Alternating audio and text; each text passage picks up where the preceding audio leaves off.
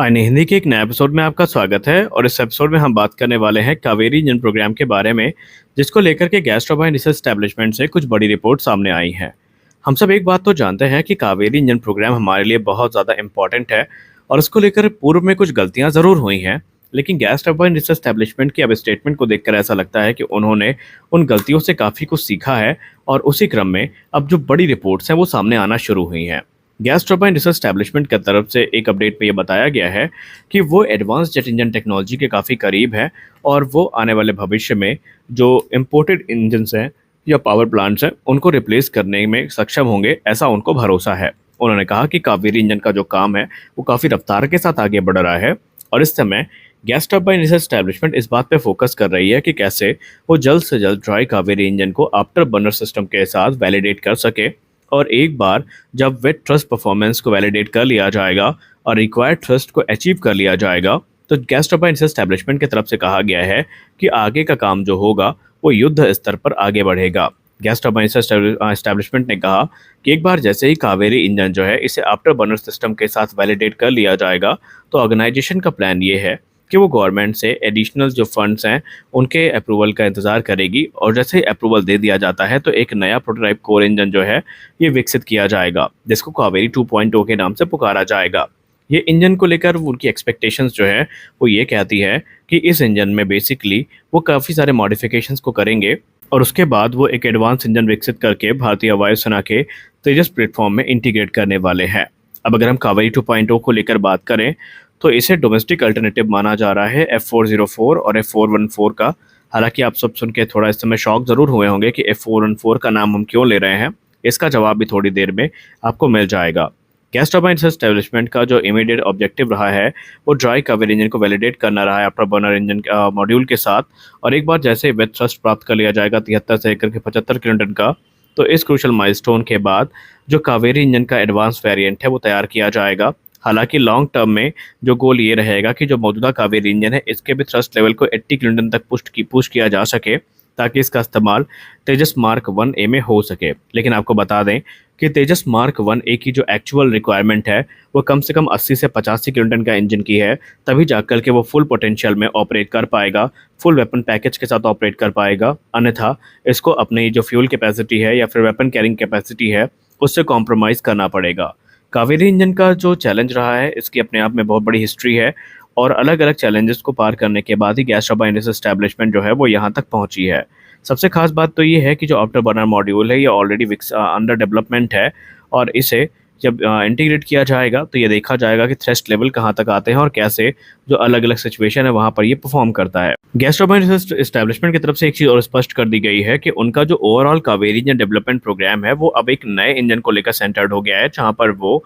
इस समय मौजूदा कावेरी इंजन को तो टेस्ट करेंगे ही करेंगे, इसके तुरंत बाद वो जो लॉन्ग चैलेंजिंग डेवलपमेंट हिस्ट्री रही है उसमें सुधार करते हुए वो मॉडर्न कॉम्बैट सिचुएशन को ध्यान में रखते हुए एक ऐसा इंजन विकसित करेंगे जो कि सुपरसोनिक फ्लाइट के लिए ज़रूरी है। और इसके लिए वो कावेरी 2.0 को काफ़ी ज़्यादा प्राथमिकता दे रहे हैं, जो कि एक नया प्रोटोटाइप कोर इंजन होने वाला है, जिसको लेकर अगर हम मीडिया रिपोर्ट्स की बात माने तो ये बताया जा रहा है कि 55 से लेकर के 58 किलोन्यूटन के बीच का जो थ्रस्ट है वो जनरेट करने में सक्षम होगा। और सबसे खास बात तो ये है कि ये फुल फ्लैश टर्बोफैन इंजन होगा। ये तकरीबन 90 से लेकर 98 किलोन्यूटन का वेट थ्रस्ट जनरेट करने में सक्षम होगा। यानी कि अगर हम आसान शब्दों में आपको समझाने की कोशिश करें तो जो F404 इंजन इस्तेमाल किया जाता है वो 83 से लेकर 84 किलोमीटर का थ्रस्ट जनरेट करने में सक्षम है और वो तेजस मार्क 1A को पावर करता है। लेकिन ये जो कावेरी 2.0 इंजन होने वाला है ये तकरीबन 90 से लेकर 98 किलोमीटर का थ्रस्ट जनरेट करने में सक्षम होगा, जिसका सीधा मतलब ये है कि ये F414 के बराबर थ्रस्ट जनरेट करने में सक्षम होगा,